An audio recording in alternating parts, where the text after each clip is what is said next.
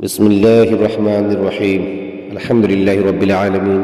والصلاة والسلام علی سید الانبیاء والمرسلین اما بعد۔ سامعین، دینی مسائل نامی چینل پر آپ سبھی کا خیر مقدم ہے۔ اس چینل کا آغاز ہم رب کائنات کے تعارف سے کرنا چاہیں گے۔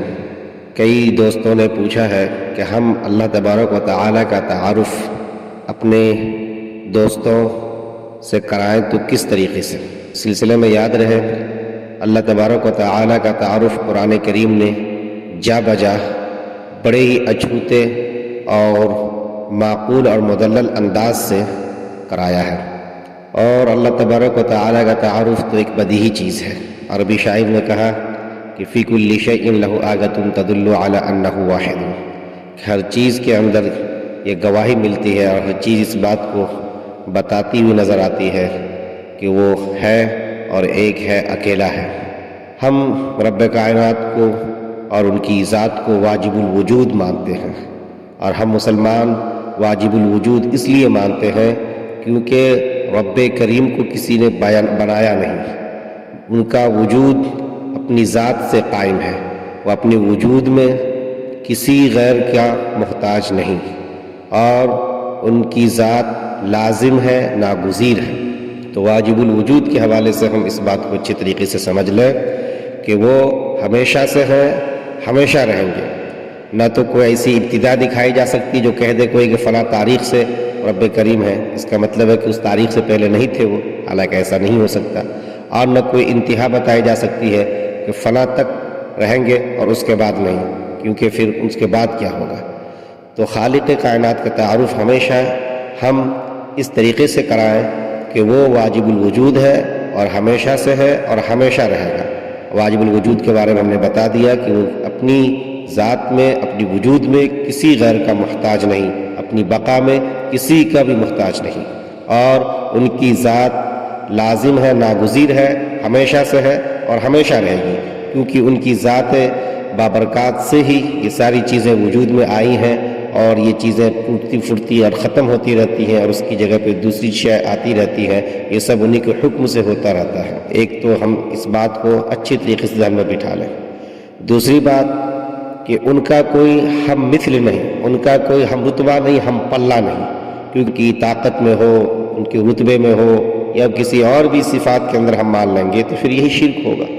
اور دو خدا ماننا یہ عقلاً بھی ناممکن ہے، کیونکہ جب دو ہوں گے تو ایک کچھ اور چاہیں گے، دوسرا کچھ اور چاہے گا، اور اس طریقے سے کائنات کا نظام نہیں چل سکتا۔ تو وہ اکیلا ہے، اور اپنی ذات میں بھی اور اپنی صفات میں بھی، ہر چیز میں، ہر اعتبار سے اکیلا ہے، کوئی اس کا ہم مثل، کوئی ہم رتبہ اور ہم پلہ نہیں ہے۔ اسی طریقے سے نہ تو کوئی اولاد ہے اور نہ کوئی ان کے والدین یعنی کہ ماں اور باپ ہے، اور نہ کوئی ان کی اولاد، بیٹا، پوتا یا پوتی یہ ہے۔ کیوں کہ یہ ساری چیزیں بہرحال تخلیق کو چاہتی ہیں، اور ظاہر سی بات ہے، پہلی یہ بات آ چکی ہے کہ اگر ہم یہ مان لیں گے کہ اللہ تبارک و تعالیٰ کوئی ماں باپ ہے، تو اس کا مطلب ہے کہ وہ ایک وقت سے پیدا ہوئے، اور جب پیدا ہوئے ہوں گے تب سے ان کا وجود ہوگا، تو اس سے قبل ہم جا کے دیکھیں گے ہمیں پھر کچھ نہیں دکھائی دیتا، اور یہ اللہ تبارک و تعالیٰ کی ذات ایسی نہیں ہو سکتی، کیونکہ وہ تو ہمیشہ سے ہے، اس لیے کسی ماں باپ کا بھی کوئی تصور نہیں، اور ان کی کوئی اولادیں نہیں۔ اولادیں نہ ہونے کا مطلب یہ ہے کہ کوئی بھی کسی بھی قسم کا، خواہ کوئی عیسیٰ مسیح کو ان کی اولاد کہے یا فرشتہ کو کوئی کہے، یہ سب باتیں غلط اور واہیات ہے، کیونکہ اولاد جب ہوتی ہے جب اس کے لیے شادی کی نوبت آئے اور بیوی ہو، اور ظاہر سی بات ہے بیوی کا ہونا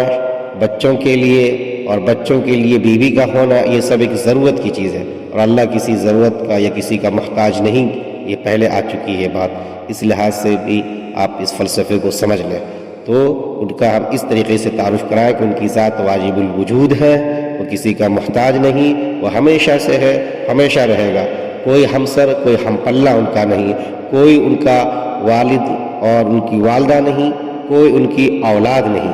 یہ ساری کی ساری باتیں ہمیں اچھی طریقے سے خود بھی سمجھنی ہے، اور ہم اپنے دوستوں کو بھی سمجھانے کی کوشش کریں۔